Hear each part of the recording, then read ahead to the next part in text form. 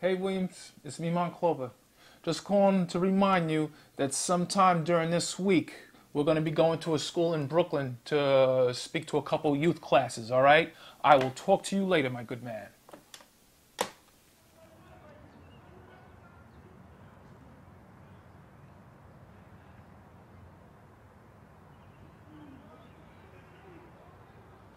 Eight years ago, Williams went to his son's school on career day to talk to the kids about what it's like to be a correction officer.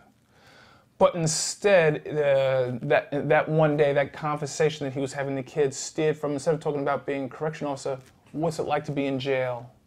Why are people in jail? And how do people get locked up?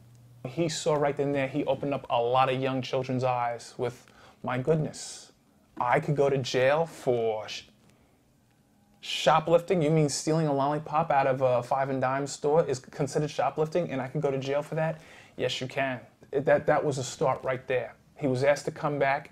He came back. He brought me a couple of other correction officers, and we spoke to a number of classes, and we basically got the message out to them. Here was a picture that we went to a school. I think we went roughly about 1.5 years ago, where we spoke to the class. I mean, I know it's hard to see, but on the blackboard, we basically wrote down everything the kids wanted to be. Some wrote down they wanted to be lawyers. Some said they wanted to be teachers. And on top of that, if you could see in red, I said, in front of all that, we wrote record. And what we meant by that was all these dreams of being a doctor, a professional, or even just having a respectable civil service job like a sanitation worker, a correction officer, or even a mailman, all that could just end by having a record.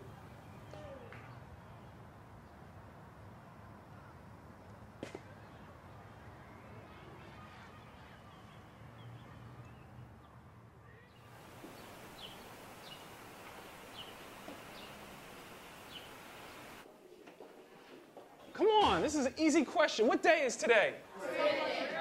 Okay, let me ask again. Does anybody know why we're here? To talk about your career. Talk about our career. So let me start off by asking, anybody want to be a correction officer? Show of hands. Nobody wants to be a correction officer? You want to be a correction officer? Huh? Okay, well, we call them investigators, but you want to do that in corrections? Or you want to do I think that the job title we carry says enough about the whole thing, about this whole program. Remember, correction officer, and I think correction means a lot because a lot of kids they're correcting their lives. They're correcting different things they do in life.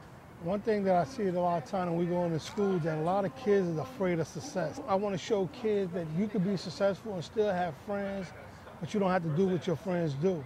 Because a lot of these kids are getting guilty by association. That's another big thing, that they're coming into jail because they're doing stuff what their friends want them to do and getting into the gang activity that they don't even want to be in.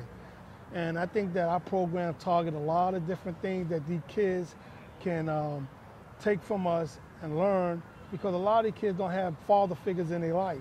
We want them to show them that we could be on there, talk with them and where they need us, and not just as an officer, but as a father, as a brother, as a friend. A lot of times kids, they open up and start telling us things, and because they want somebody to talk to also. Working in Rikers Island, it's a negative environment because we're so overwhelmed with the inmate population and with the programs and the chaos that constantly goes on. It's very easy to just basically close up and shut down and just go through the motions and not really care, because because it's so overwhelming that it could actually tear you apart. And what I like about this program is we're actually trying to save lives, because lives are actually ruined when these young kids fall into this false perception that it's okay to commit a crime. It's actually culturally acceptable in their neighborhood to join a gang, and yes, it's incumbent upon them to follow whatever initiation gang leaders tell them to, which will later on result to them being locked up and having a criminal record. And once that happens, I'm not going to say their life is over, but their chances in life are pretty heavily crippled.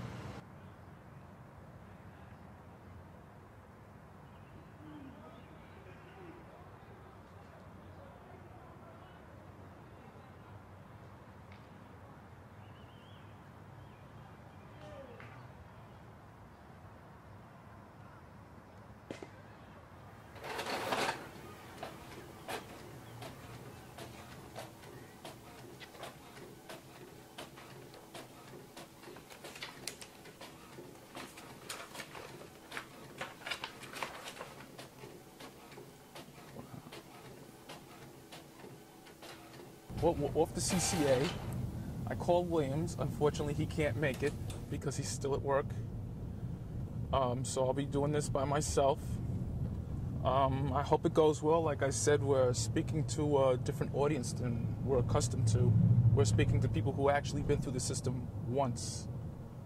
And what we're trying to do is we're basically trying to encourage them that, okay, you got a taste of what the wrong side of the road has to offer. We're giving you a second chance. We're hoping that this time they'll actually choose the right side of the road. Gentlemen, ladies, reason why I'm here, fate's giving you a second chance. I know a lot of people in Rikers Island, you say you don't like this program, that would kill to be in this program. I take this class a whole lot more seriously than I take the junior high school or high school kids. Because they're at that age where they can mess up a few more times. Society's going to forgive them.